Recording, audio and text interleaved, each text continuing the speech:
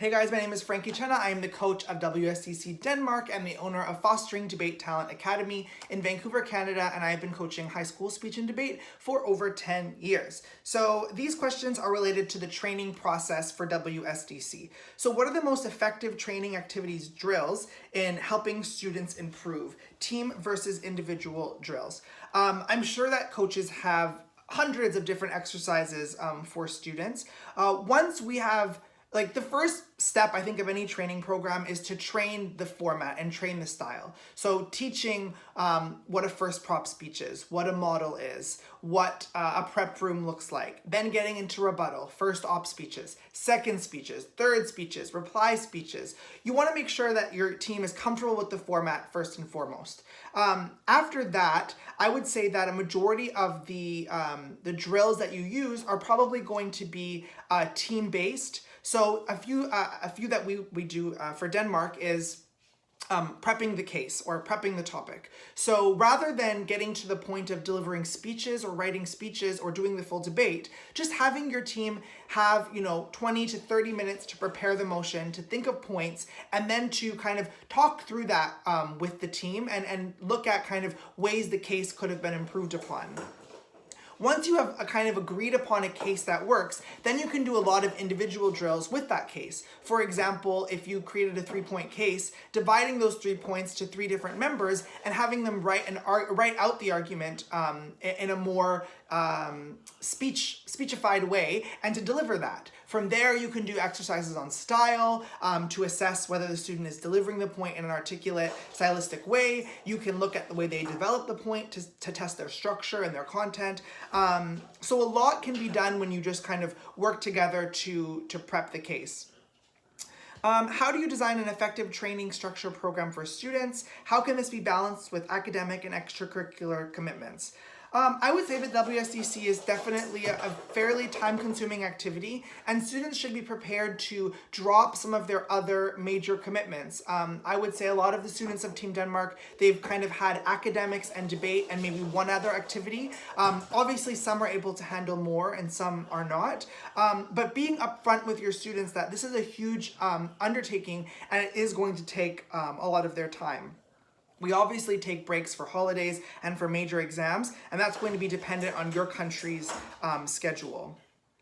For Denmark, 90% of our training is on Skype because the kids live in different places and the coaches, we also live in a different country. So it's always on Skype. And most of our sessions consist of a full practice debate. And sometimes we work on research for prepared topics at tournaments and also kind of skill building depending on the needs of the team. And I would say it should always be dependent on the needs of your students. How do you get your students to build knowledge? I would say number one, watch debate videos. There are hundreds of debate videos online, university, WSDC, high school. Watch those videos and learn from them. That was, one of our biggest assets. Next, I would say, obviously, reading. I know that Team India recently posted an amazing resource of areas that they read. I think it included things like local news, national news, international news. For us, The Economist is a huge resource.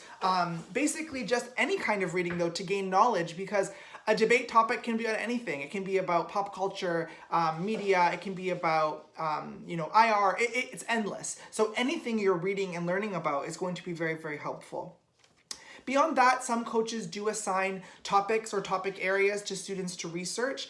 This is another great way to build knowledge. What activities do you do with your students to coach them on style? I think for style, when working on it, you want to really try to isolate the core of the category. So that's delivery. In some cases, I have students read from a novel or from a dramatic reading. I have them write mini speeches not related to debate and have them deliver those. You want to make sure that they're hitting the key elements of speed, pace, posture, eye contact, passion, rhetoric.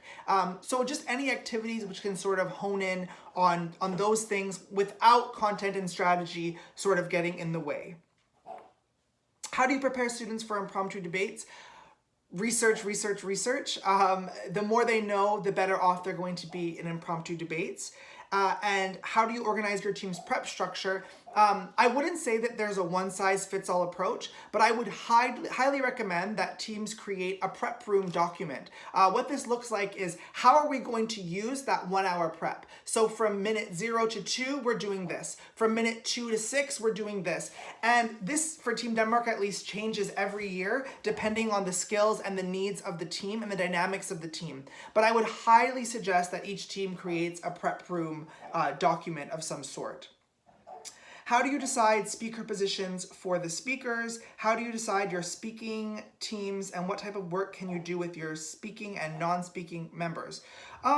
Speaker positions totally depends on skill set. I would say this is more of an advanced coaching technique, but different speakers are going to have strengths in delivery or in rebuttal or in strategy. And as you start to notice those strengths of your speakers, that's going to help determine where you put them. So for example, someone who's really good at presenting prepared material in a stylistic way might be more known as a first speaker, whereas someone who is very strategic and who can understand the round on a higher level might be more suited for a third speaker role. Team Denmark doesn't have non-speaking members, but I know that a lot of countries do this. And I think for these people, you want to make sure that they're being effective in the prep room, because that's where they're going to serve the most. So perhaps they're really good at POIs or writing introductions or thinking of examples or bringing in interesting research, making sure though that everyone knows their role and how to best prepare for it. So I hope that helps you with the training process.